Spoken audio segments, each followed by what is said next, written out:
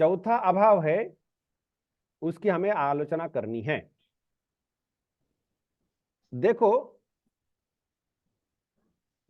ये जो पट है, ये पट पट है, ठीक है, समझ में आता है कि यह, क्या यह पट घट है?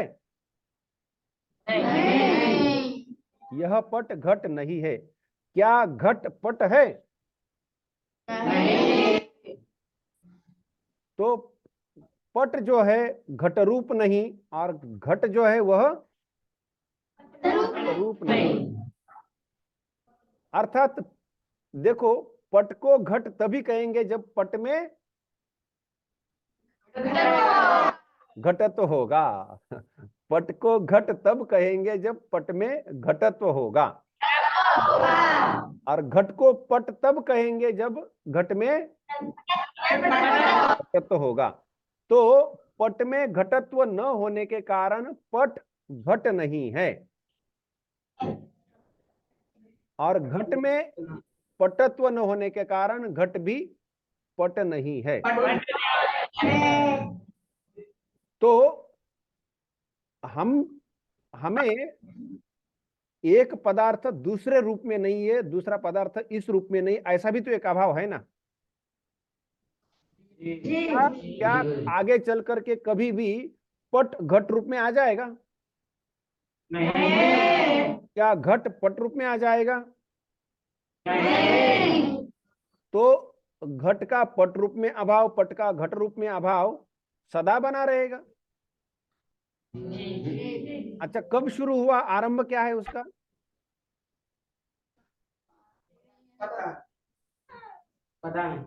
पता नहीं या है ही नहीं?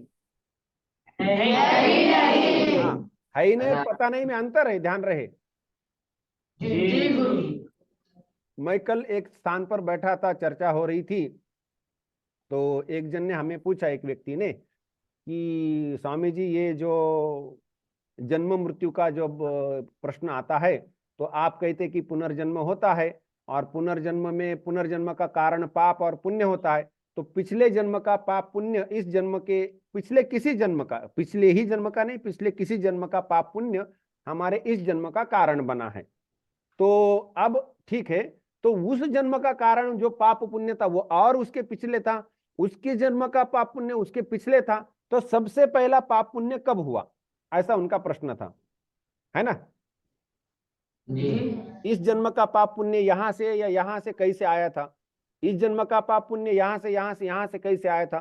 तो ऐसा करते करते उनका कहना है कि ऐसा तो स्थान होगा जहां पाप पुण्य नहीं था और फिर भी जन्म हुआ, तो वो बिना पाप पुण्य के जन्म हुआ है कैसे?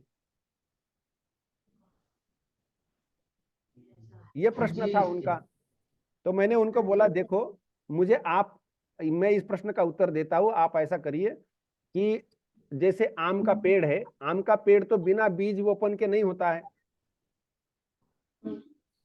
तो आम के इसी आम के पेड़ के बीज से तो यह आम नहीं बना है, दूसरे किसी आम के पेड़ के बीज से यह आम बना है। तो ये इस आम का बीज वह है, और उस बीज का आम पेड़ वो है। तो उसका बीज उसका आम, उसका बीज उसका आम करते चलो, तो पहला कब आया बताओ?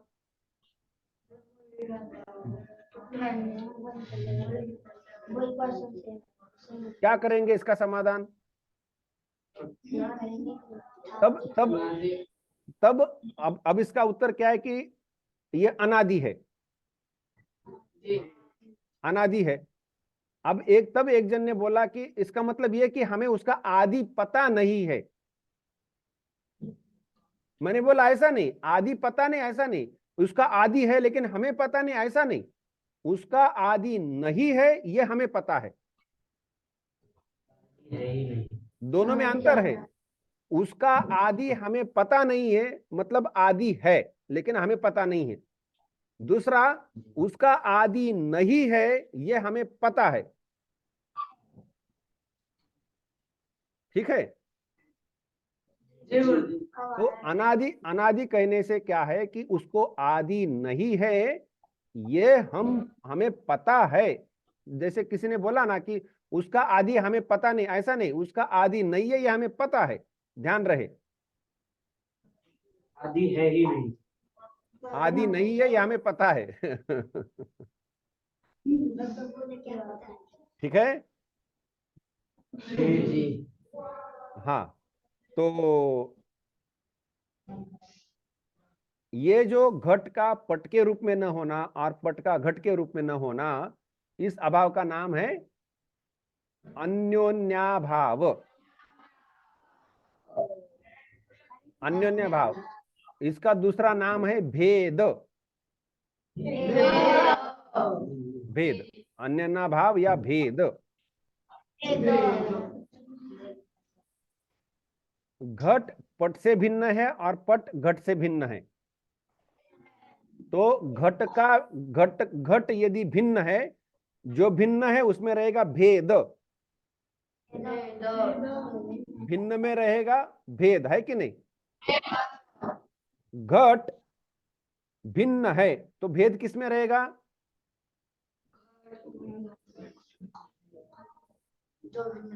जैसे जैसे दो हाथ जो है वो संयुक्त है, संयुक्त है ना, तो संयुक्त है तो संयोग रहेगा कि नहीं हाथ में। संयुक्त में संयोग रहेगा, वैसे भिन्न में भेद रहेगा, भिन्न में भेद रहेगा। यदि घट भिन्न है तो भेद किस में रहेगा। घट में भेद रहेगा। घट किससे भिन्न है। पट से भिन्न है या वो स्वयं छोड़कर बाकी सभीयों से भिन्न है कि नहीं।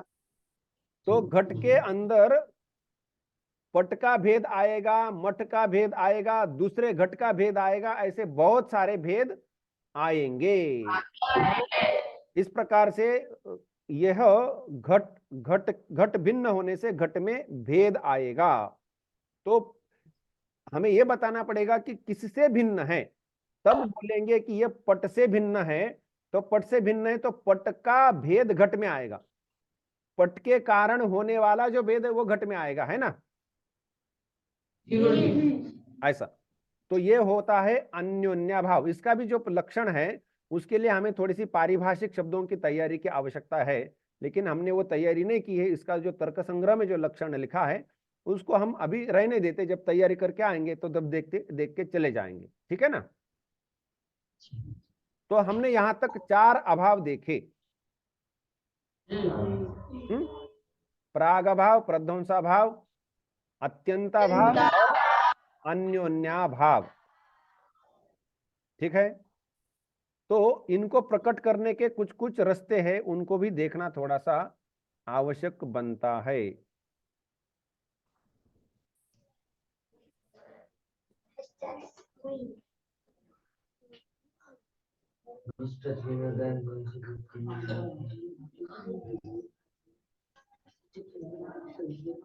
जैसे मेरे ख्याल से वो टिप्पणी के अंदर अभाव के बारे में टिप्पणी है क्या।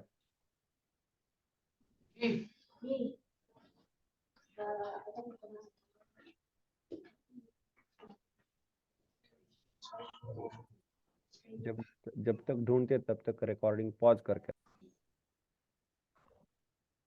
ये जो अभाव के बारे में हमारे जो टिप्पणी है, नोट, टिप्पणी हिंदी में टिप्पणी शब्द अलग अर्थ से होता है, संस्कृत में टिप्पणी शब्द मतलब उसके बारे में अधिक जानकारी देने के लिए लिखा हुआ जो कुछ है वह होता है।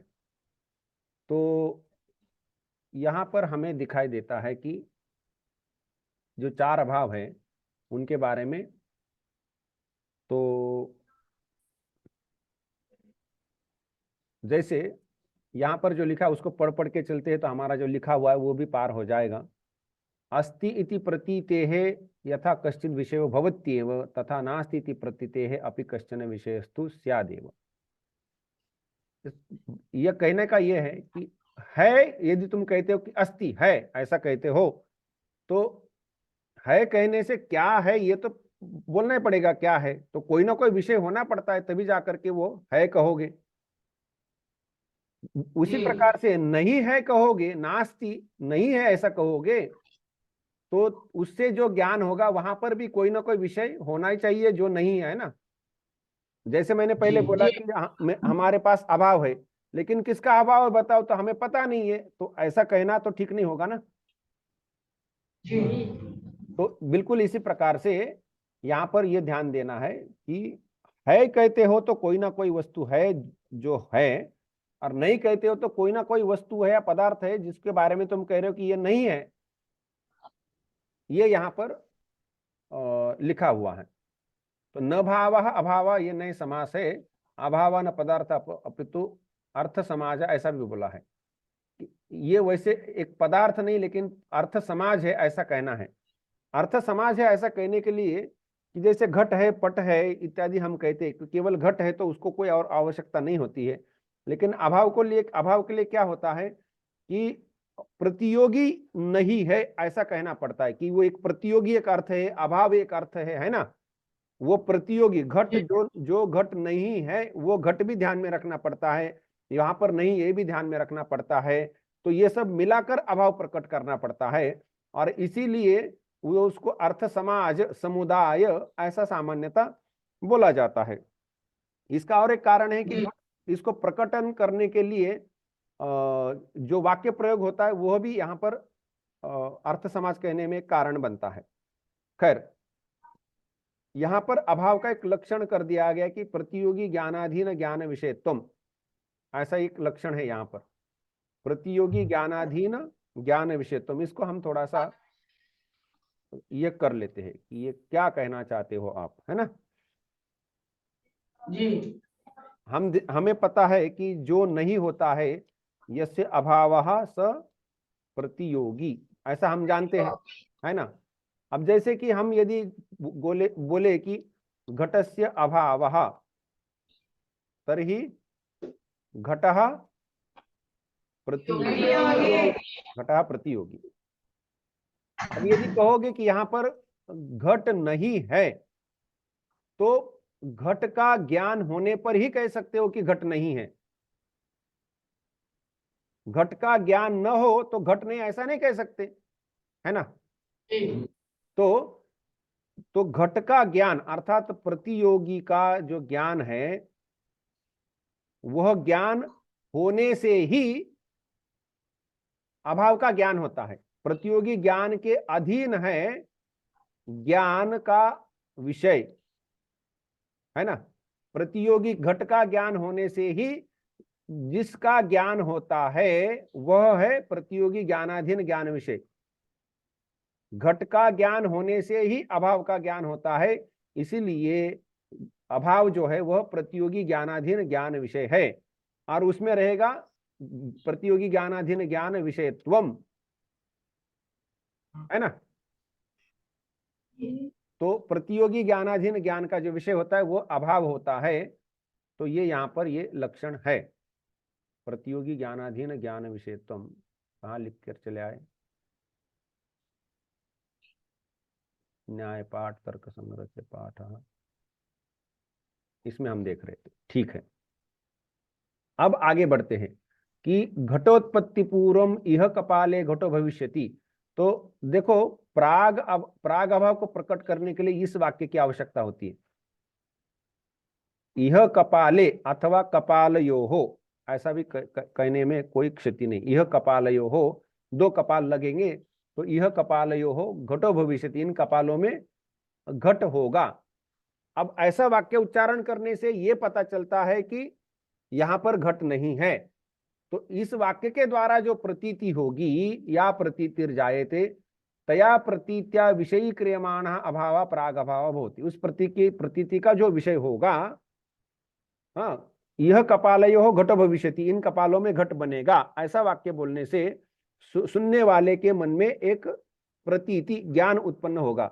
उस ज्ञान का विषय होगा कि घट का अभाव है अभी, तो वो जो अभाव है वह होगा प्राग अभाव। ठीक है, पंक्ति समझ में आ रही है। प्राग अभाव कार्योत्पत्ति पूर्वम अनादि काल तो विद्यते, ये हमने देखा है कि प्राग अभाव कब से रहता है, घट है कार्य, तो घट के उत्पत्ति के पूर्व अनादि काल से रहता है। कार्योत्पत्ति क्षणे तस्य विनाशो जायते, कार्य के उत्पत्ति क्षण में उसका विनाश हो जाता है। अतः अयम अभाव अनादि ही शांतः कथ्यते, इसलिए इस अभाव को अनादि शांत कहते हैं। ये पदार्थाः उत्पद्यन्ते ते सर्वे अपि प्रागभाव प्रतियोगिनो भवन्ति। देखो, जो जो पदार्थ उत्पन्न होगा उसका प्राग अभाव रहेगा तभी तो उत्पन्न होगा।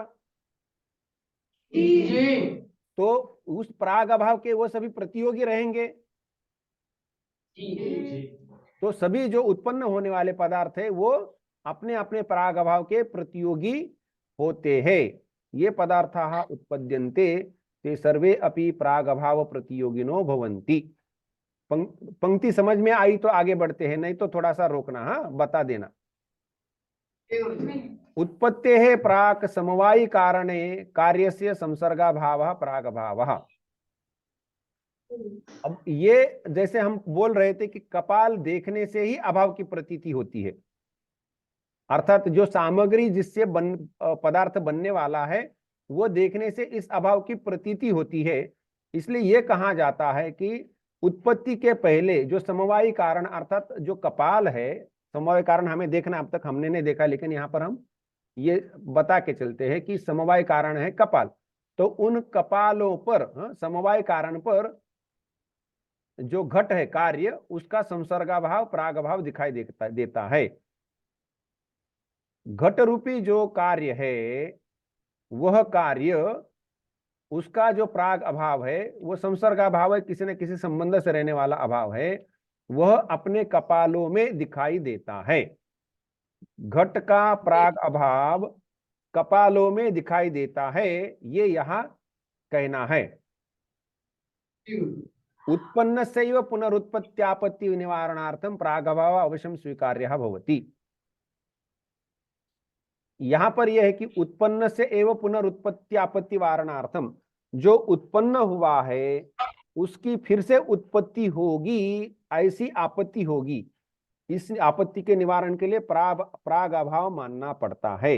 यदि प्राग अभाव न माने तो प्राग अभाव के पहले वो पदार्थ था, एक तो पदार्थ एक जो उत्पन्न नहीं हुआ है वो पदार्थ, उसका प्राग अभाव रहेगा, और यदि उत्पन्न हुआ तो पदार्थ रहेगा, ऐसी तो स्थिति होगी। या फिर प्रध्वंसाभाव होने से टूट जाएगा, ऐसी स्थिति होगी। तो प्राग अभाव यदि न हो तो पदार्थ होना चाहिए जी। हाँ, और पदार्थ है और उसी को बना रहे हो तो जो है उसको फिर से बना रहे हो, ऐसी स्थिति हो जाएगी।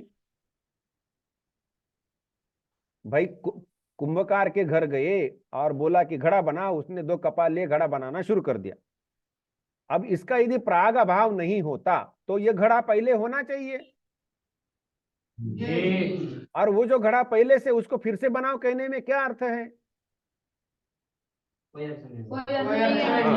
तो ये जो समस्या होती है इसके लिए हमें प्राग अभाव मानना पड़ता है कि भाई इसका प्राग अभाव है, तुम घड़ा बनाओ। इसका प्राग अभाव नहीं है तो क्या बनाओगे, है ना? बने हुए घड़े को नहीं बनाया जा सकता, तो इसलिए प्राग अभाव मानना पड़ता है। प्राग अभावश्च कार्यस्य उत्पत्तेः पूर्वं कार्यस्य समवाय कारण तिष्ठति। हमने बोला भी, प्राग अभाव कार्य के उत्पत्ति के पहले कार्य का जो समवाय कारण होता है, कपाल, घटों का कपाल, पट का तंतु, उसमें रहता है। घटस्य प्रागभाव घट समवाय कारण कपाले तिष्ठति। उसका उदाहरण दिया कि घट का जो प्रागभाव है उसका जो समवाय कारण है कपाल, उस कपाल में रहता है। दोनों कपालों में 2 या कितने भी आप जैसे टुकड़े लाओगे उस प्रकार से। इसी प्रकार से हमें प्रध्वंसा भाव भी देखना है। अयम अभावः ध्वंस पदेन बुध्यते। इस प्रध्वंसा भाव को सामान्यतः ध्वंस इस पद से भी जाना जाता है। कारण विशेषाद घटादि कार्ये विनष्टे यह कपाले घटो ध्वस्तः इति या प्रतीतिर्जायते तया प्रतीत्या विषय क्रियमाणः अभाव प्रध्वंसा भाव भवति।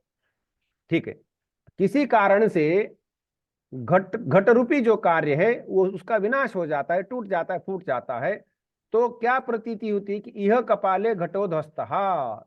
घट, अब देखो ऐसा है कि राजा राम ने जो घड़ा खरीद के लाया था, बहुत अच्छा था घड़ा, और वो उसने घर में रखा। वो घर में रखा और कहीं चला गया। अब ऐसा है कि राजा राम भी लकड़ी लेकर के इसको उसको पीटता है, मारता है, मान लो ऐसा अच्छा लड़का है, वैसा करता नहीं है, लेकिन हम उदाहरण के लिए लेते। तो अब किसी के मन में आया कि अच्छा राजा राम ने घड़ा लाया है, जरा देखते हैं। तो कितना पक्का है देखना है, तो एक लकड़ी ला करके उसको थोड़ा सा मारना शुरू कर दिया, घड़ा टूट गया।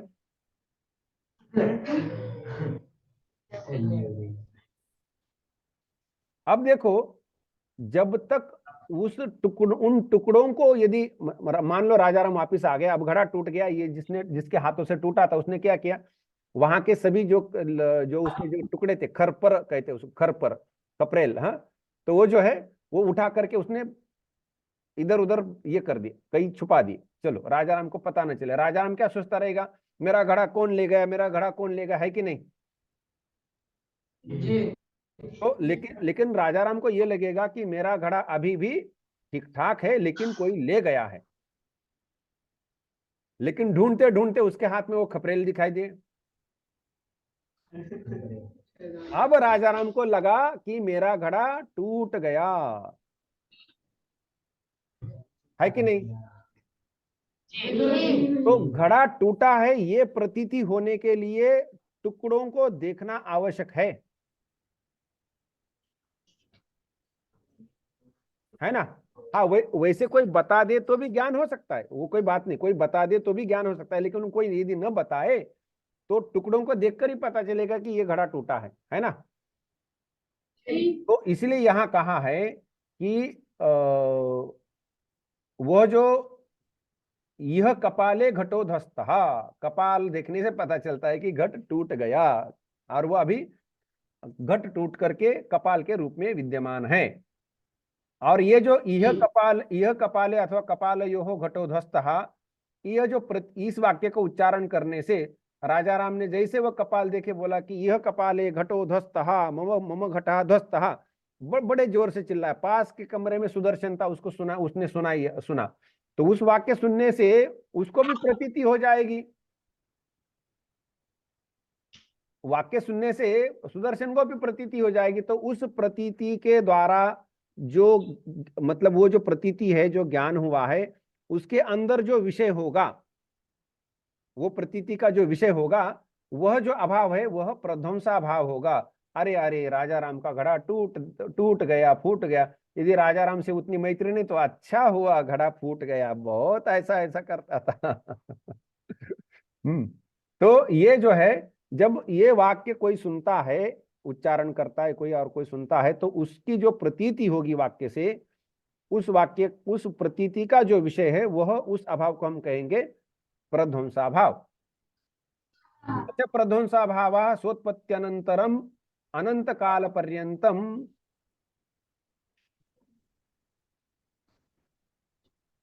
अनंत काल पर्यंतम तिष्ठति। वो जो प्रध्वंसा भाव है वो अपने उत्पत्ति के अनंतर अनंत काल तक रहता है। ध्वंसस्य च, हमने चर्चा कर रखी इसके बारे में, केवल पंक्तियां पढ़ रहे। ध्वंसस्य च ध्वंसो न भवति अंतो न भवति। तो ध्वंस का भी ध्वंस नहीं होता है, हाँ, इसलिए उसको अनंत बोला है। अतः अयम अनंतः। तो ये इसका आदि तो है लेकिन इसका अंत नहीं है, और इसलिए अतएव अयम अभावः सादि ही अनंतः इति कथ्यते। इसको अनादि शांत बोला था क्या कहीं, नहीं बोला। साधि अनंत इति कथ्यते। ये पदार्थाः नश्यन्ति ते सर्वेपि ध्वंस प्रतियोगिनो भवन्ति। जिन जिन पदार्थों का नाश होता है वो विनाश के बाद ध्वंसा भाव के प्रतियोगी बनते हैं, है ना। जो पदार्थ उत्पन्न होता है वह प्रागभाव का प्रतियोगी होता है। जिस जिस पदार्थ का ध्वंस हो जाता है वह ध्वंसा भाव का प्रतियोगी हो जाता है। ठीक है, हमारे पास जो भी दुख है वह ध्वंसा भाव का प्रतियोगी बना रहे, है कि नहीं? और जी और सुख के प्राग अभाव का अंत हो जाना चाहिए, ध्वंस नहीं होना चाहिए, है ना? जी और ज्ञान का भाव रहना चाहिए। ज्ञान का प्राग अभाव न रहे और ध्वंसा भाव न हो।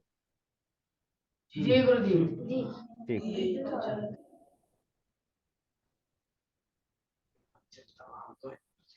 अब है यत्र कुत्रापि भूतलादौ घटादेः अवर्तमानत्व दशायाम यह कपाले घटो नास्ति इत्याकारिकाया प्रतीतिर्जायते तया प्रत्यय विषय क्रियमाणः अभावः। अब ये क्या लंबा वाक्य है, विषय की चर्चा हो चुकी है। कहीं पर भी ये घड़ा बना करके एक जगह रख दिया है तो अन्य अन्य सभी स्थानों पर वो घड़ा नहीं है। तो जहां कहीं वो जहां घड़ा है वो छोड़ करके अन्य कहीं पर भी देखो वो घड़ा है ही नहीं। तो वो घड़ा यदि नहीं है तो राजा राम को पूछा, अरे भाई तुमने जो घड़ा लाया था कहाँ है? तो राजा राम के कमरे में है। तो किसने पूछा मेरे कमरे में है क्या? बोलते तुम्हारे कमरे में नहीं। तीसरे ने पूछा मेरे कमरे के, तुम्हारे कमरे में भी नहीं है। तो किसी के भी कमरे में नहीं, केवल अपने राजा राम के अपने कमरे में है। तो क्या है कि अन्य अन्य सभी स्थानों पर घड़ा नहीं। तो वहां पर जो राजा राम जो वाक्य प्रयोग करेगा वह है यह भूतले घटो नास्ति, यहां पर घड़ा नहीं है। ऐसा वाक्य उच्चारण करने से पास में कमरे में बैठा हुआ सुदर्शन जब इस वाक्य को सुनता है तो उसको जो प्रतीति होगी, उस प्रतीति का जो विषय होगा वो जो अभाव होगा, है ना, प्रतीति का विषय एक अभाव होगा, उस अभाव को कहते हैं अत्यंता भाव। तो इस वाक्य का वो अर्थ है कि कहीं पर यदि घड़ा नहीं है अवर्तमान तो दशायाम, तब राजा राम जैसा कोई छात्र उसका वाक्य प्रयोग करता है यह भूतले घटो नास्ति। तो उस वाक्य से जो ज्ञान होगा किसी को, उस ज्ञान का जो विषय होगा वह होगा अत्यंताभाव। ऐसा इस वाक्य में बोला गया है। प्रतियोगिनः अवर्तमानत्व दशायाम भूतलादो अत्यंत भाव से प्रतीतिर्जायते, कि प्रतियोगी न होने से, प्रतियोगिनः अवर्तमानत्व दशायाम, प्रतियोगी के न होने से भूतल आदि में अत्यंता भाव की प्रतीति होती है। हमने चर्चा कर ही रखी है। सच अभावः त्रैकालिको भवति, इसकी भी आलोचना हो चुकी। वो त्रैकालिक अर्थात नित्य है, अतएव नित्यः इति उच्यते। हमने बोला ना कि जैसे वो अभाव है, अत्यंत अभाव की चर्चा हुई, उसको नित्य मानना है कि नहीं मानना है कि नहीं? तो यहां पर अत्र इयम शंका जायते, यहां पर एक शंका उपस्थित होती है। यद यत्र भूतलादौ घटो नास्ति तदा तत्र घटात्यंता भावः प्रतीयते, घटानयनानन्तरं तु घटात्यंता भावो नैव प्रतीयते। यदि घटात्यंता भावो नित्यः स्यात् तर्हि घटानयनानन्तरं कुतो न प्रतीयते। इसकी चर्चा हो चुकी। वाक्य ये कहना चाहता है, शंका ये है कि कहीं पर भूतलादि में घट नहीं है, लेकिन घट को यदि लाते हो वहां पर, तो वहां पर तुम कहते हो कि घट नहीं होता है तो अत्यंत अभाव होता है, लेकिन घट ला करके रखा तो वह अभाव की प्रतीति नहीं होती है। तो उस अभाव का क्या हुआ? तो तुम कहते हो नित्य, लेकिन अब तो उसकी प्रतीति नहीं हो रही, तो नित्य कैसे मानेंगे? अन्यत्र गतः इति वक्तुम न शक्यते, वो अभाव अन्यत्र चला गया ऐसा नहीं कह सकते। ये तो ही अभावे क्रिया न विद्यते, अभाव में क्रिया नहीं होती, इसलिए ये अभाव। चलो जैसे एक छात्र यहां से उठ करके वहां बैठा, वो छात्र उठ करके यहां बैठा, वैसे अभाव उठ करके वहां गया और घड़ा यहां चला आया, तो ये तो नहीं होगा क्योंकि अभाव में क्रिया नहीं होती। अत्रोच्यते यदि घटात्यंता भावो नित्यः वर्तते तथापि, यद्यपि घटात्यंता भाव नित्य वर्तते तथापि भूतले घटानयनानन्तरं घटात्यंता भावो नैव प्रतीयते, तत्र घट अत्यंता भाव से स्वरूप संबंध से विनष्टत्वात्। चर्चा हो चुकी है कि वहां पर जहां पर घट लाया जाता है वहां अत्यंता भाव का जो स्वरूप संबंध है उसका विनाश हो जाता है। यही यहां पर बोला है, यत्र च संबंध संबंधिनोः उभयोः सत्वं भवति तत्रैव अत्यंताभावस्य बुद्धि ही उत्पद्यते। अभाव होना है और उस संबंध से होना है, तो स्वरूप संबंध और स्वरूप संबंध है अभाव का, तो वो संबंध और संबंधी स्वरूप संबंध एवं अभाव ये दोनों होने से अत्यंताभाव की प्रतीति होती है। और इसीलिए ये यहाँ बोला है अत्यंताभाव से बुद्धि उत्पद्यते। यदि घटानयनानन्तरं घटात्यंताभावस्य प्रतीतिर्न स्यात्, अर्थात सर्वत्र घटत्वं प्रतीयते, अतः अत्यंताभाव नित्यः इति अवश्यम अभुपेयः। घट आन लाने के बाद घट के अत्यंताभाव की प्रतीति यदि नहीं होती है, यदि ये कहोगे, यहां पर एक समस्या उत्पन्न हुई थी कि मान लो कि घट लाया और अत्यंताभाव समाप्त हुआ, ऐसा यदि मानोगे, है ना, एक स्थल पर घट था, दूसरे स्थल पर नहीं था, तो घट यहां पर ला करके रखा तो अत्यंताभाव समाप्त हो गया। तो अत्यंताभाव तो एक ही है, और वो यदि समाप्त हो जाता है तो विश्व में चारों ओर घट भर जाएगा, लेकिन ऐसा नहीं होता है। इसीलिए अत्यंत यहाँ पर अत्यंता भाव को नित्य मानना आवश्यक है। अत्यंता भाव जो है वह अनित्य मानने से, उसका अंत मानने से सभी स्थानों पर घट भर जाएगा, ऐसे मानना पड़ेगा, लेकिन वो तो होता नहीं। एवं यस्याभाव स प्रतियोगी नियमेन यस्य अत्यंता भाव गृह्यते स एव प्रतियोगी भवति, वो तो हो ही, वो बात हो गई।